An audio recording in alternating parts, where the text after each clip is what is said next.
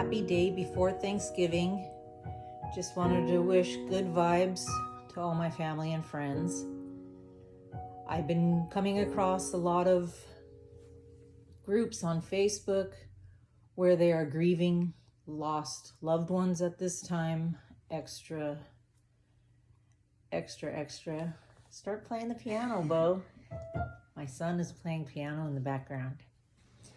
So yes, I wanted to kind of talk about the grieving process when losing a loved one, when these holidays come up.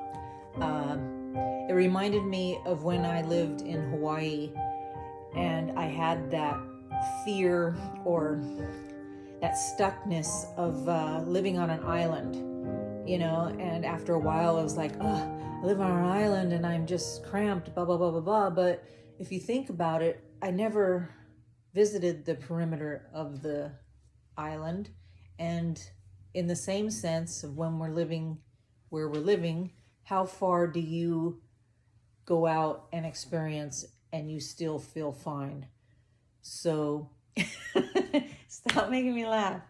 I'm going to turn the camera on him so you can see his bedhead to get back at him. Keep playing. I want another song.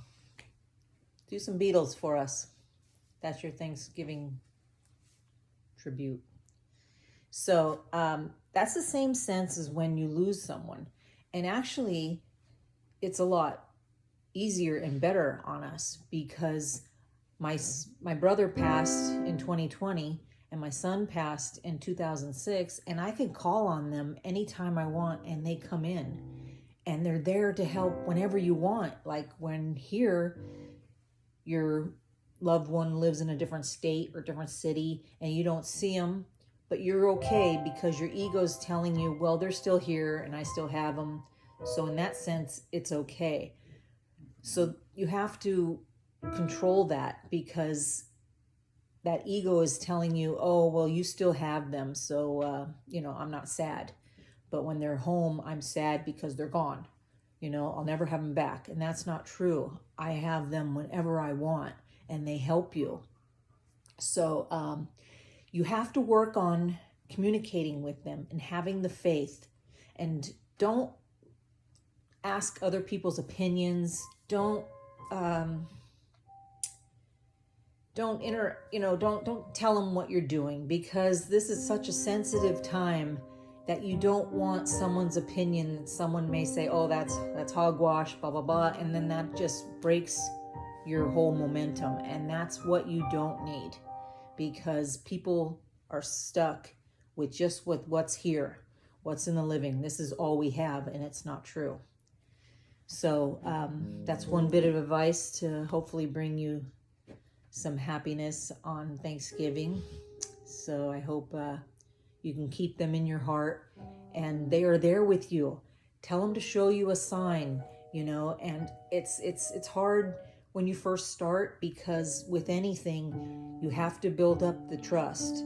So once you start asking, they will show you. So hopefully, we're not too late. You're going to ask by tomorrow, but tell them to show you a sign or whatever just pops in your head, a thought when you're doing something a little while later, or if you see a butterfly just flying by. It's the simplest things. But whenever that moment, when you think of them, that means they're there. It's very subtle.